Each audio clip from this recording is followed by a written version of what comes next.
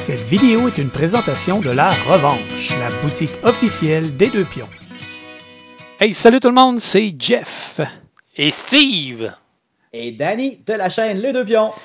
Hey, aujourd'hui les gars, on se retrouve, ça faisait un petit bout qu'on n'avait pas été les trois et on a décidé de faire un nouveau segment sur la chaîne Les Deux Pions, un segment qu'on a décidé tous ensemble d'appeler les pépites ludiques. Les pépites ludiques. Les pépites ludiques des Deux Pions, ben oui. Les pépites des Deux Pions. Fait que, Les petites pépites. Pensez à des belles petites pépites dorées. Là, des... Pépites. Merci Steve. Pépites. Pépites. Donc, c'est ça, on a Vas-y. décidé de prendre quelques minutes pour vous parler à chaque mois de nos pépites du mois, nos petites pépites ludiques, les jeux qui nous ont tapé dans l'œil, qui ne sont pas nécessairement des nouveautés, mais qui pourraient très Pas bien nécessairement. l'être, mais des jeux qui nous ont fait vibrer dans le dernier mois.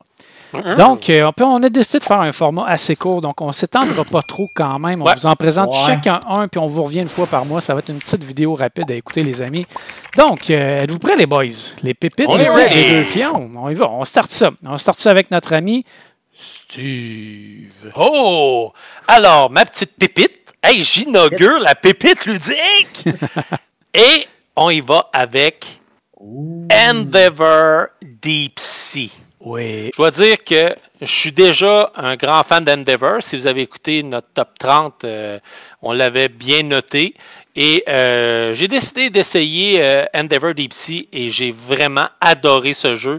J'aime le côté découverte, d'aller dans les profondeurs, piger au hasard qu'est-ce qu'il va y avoir sous l'eau et la recherche, d'aller chercher des membres de l'équipage, qui est un peu anciennement dans Endeavor, les quartiers de ta ville, là, dans le fond, qui te donnaient tes actions. Pour ceux qui connaissent Endeavor, c'est le même jeu, tant qu'à moi, là, c'est la même mécanique. Je dirais en enlevant le take that, c'est-à-dire que là, on n'enlève pas les jetons des autres, on se complète même, que si un autre se joint à une genre de découverte, là, la petite tortue, là, pour ceux qui ont joué, ça permet aux deux de gagner le bonus. Donc, vraiment, j'ai adoré ce jeu. Je le conseille fortement. Et il se joue très rapidement. Je dirais que, un peu comme Endeavor, il se joue en 6 rounds. Donc, je dirais même que c'est quasiment trop rapide. On aurait le goût de découvrir encore un petit peu plus. Mais Ouais. C'est toujours bon signe, ça. oui, c'est ça. Fait que tu as le goût de rejouer. Des fois, on va pas assez profond dans l'océan et tu sais, on se reste plus en surface pour aller chercher ce que les objectifs demandent. Donc, je sais pas, les gars, l'avez-vous essayé, vous autres, Deep Sea? Oui. Pas encore, mais j'ai bien hâte. Oui. Il Puis te moi, manque quelque effectivement, quand j'ai joué ma partie, on était 4. Puis j'ai comme juste focusé à je m'en vais le plus creux possible, le plus vite possible. Puis on dirait que j'ai comme fait all-in, tu sais. C'est go big or go home. Puis je pense que j'ai fini 3e sur 4 joueurs. J'ai pas gagné, j'ai pas fini 2e. Fait qu'il y avait moyen de rester en surface avec son sous-marin puis de faire Ouais. une bonne stratégie, tu sais. Je faisais des gros points dans les fonds marins, mais puis tout ce que tu dis, je suis totalement d'accord. C'est une belle petite pépite. Et, Oui. Donc, c'est ma première pépite. yes, un jeu à essayer. Donc, bien hâte d'essayer ça pour ma part. Vas-y donc, Danny, avec ta pépite du mois. Oui, ben ma pépite du mois, c'est Uprising, que j'avais parlé dans mon top dernièrement de l'Halloween. J'y avais déjà joué, puis j'ai rejoué, parce que j'avais reçu les extensions. Donc, le jeu est sorti il y a une couple d'années, puis là, j'avais des extensions, puis cette extension-là, pardon, est indispensable pour le jeu, parce que je vais le comparer un peu à un autre jeu. On peut voir ici Tidal Blade Part 2, Tidal Blade Part 1, qui a plein de types de dés différents, des dés axés plus sur la défense, l'attaque, la magie. Dans Uprising, c'est la même chose. Il y a une panoplie de types de dés qui peuvent faire différentes choses. Puis ça pouvait être le point faible du jeu de base, d'être malchanceux au dés. Sauf que là, dans l'extension, ils ont trouvé le moyen de tricher puis d'obtenir une ressource qui nous permet de relancer tout ou une partie de nos dés. À la base, c'est un 4X où on coopère entre nous et on joue contre 2 factions IA. Donc, une au centre qui va venir nous attaquer dans une de nos bases et une à l'extérieur qui va venir vers l'entrée. Donc, Uprising, là, c'est un excellent jeu 4X coopératif. Ouais. Coop, OK. C'est ma- C'est une campagne? Non, c'est juste un Ok. scénario. Ok. On joue 2 3 ou 4 chapitres, dépendant de la longueur de la partie qu'on veut faire.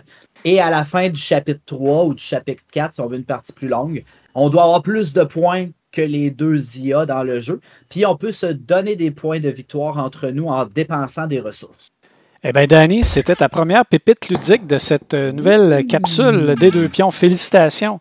Merci. J'y vais à mon tour et moi, les gars, comme d'habitude, je vais tricher. Ce ne sera pas un, mais bien 2 jeux qui se trouvent juste ici en haut de mon doigt.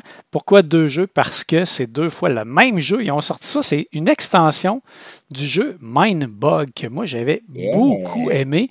Et ils ont sorti 2 extensions qui sont 2 extensions autoportantes qui se jouent donc individuellement comme le jeu Mindbug de base.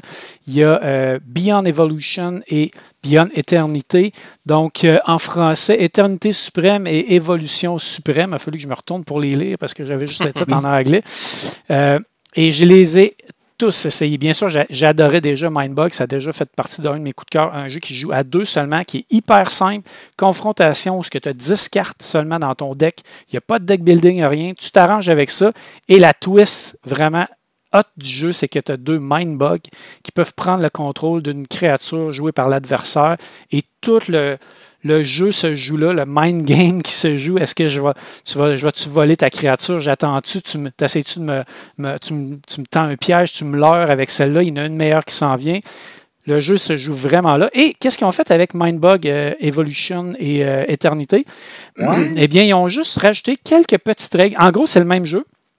Mais ils ont rajouté dans chacune des 2 boîtes des nouvelles mécaniques. Par exemple, il y en a un qui va aller jouer avec la défausse, qui va ramener les cartes, qui va utiliser les cartes comme des bonus d'attaque. Et l'autre va avoir des évolutions dedans, donc il va avoir des créatures qui vont évoluer et il va avoir un nouveau type d'action que tu peux faire. Normalement, dans un tour, tu fais que jouer une carte ou attaquer. Mais là, tu vas avoir des cartes qui vont avoir des actions, donc tu vas pouvoir les activer à ton tour pour faire une habileté. Donc, ce que je trouve intéressant, c'est qu'il garde l'essence du jeu, puis dans chacune des boîtes, il rajoute un petit quelque chose. Et si tu es bien craqué, je ne suis même pas rendu là encore, mais si tu es bien craqué, tu peux décider de faire un gros mix de toutes ces 3 boîtes-là ensemble puis jouer avec la totale. Et bien sûr, pendant que je parlais, je n'ai pas montré d'image comme d'habitude parce qu'évidemment, il faut que je parle, il faut que je fasse les images en même temps. Fait que là, j'essaie de vous montrer une couple de photos, mais en gros, il n'y a rien en boîte. Hein. C'est des cartes avec des pouvoirs. C'est un jeu de cartes. C'est vraiment des nouveaux mots-clés, ouais, c'est ça. Exactement. Fait que, puis c'est le même format, les 3 boîtes sont de la même grosseur, mais pour moi, là, c'est vraiment un succès, ce jeu-là, à 2. Très, très le fun. Si vous aimez le style Magic, le style Star Wars Unlimited, des trucs comme ça, mais en version simplifiée avec un mini deck, pas de deck building, mais vraiment un petit affrontement de cartes comme ça, c'est vraiment super. Et c'est ma pépite ludique, ma première pépite ludique. Et c'est fou, les gars, là, mais ça fait le tour déjà de notre première vidéo. 3 petites pépites qu'on dépose dans notre coffre à pépites. Yeah. Ouais. Toum, toum, toum. Fait qu'à chaque mois, comme ça, on va essayer de vous revenir avec nos pépites du moment. Puis comme Danny l'a si bien dit et illustré, on va mettre ça dans notre beau coffre à pépites. Puis on va l'enterrer ça quelque part sur une île. Fait que manquez pas ça. Si vous aimez les vidéos, comme toujours, faites des pouces en l'air et abonnez-vous à la chaîne. Yeah. Et laissez-nous des commentaires, c'est toujours un plaisir de vous lire. Et quelles ont été vos pépites du mois? Oui, on veut savoir. Restez à l'écoute de notre chaîne, on fait une vidéo à chaque lundi. Et sur ce, on vous dit à la semaine prochaine. Salut tout le monde! Ciao! Bye.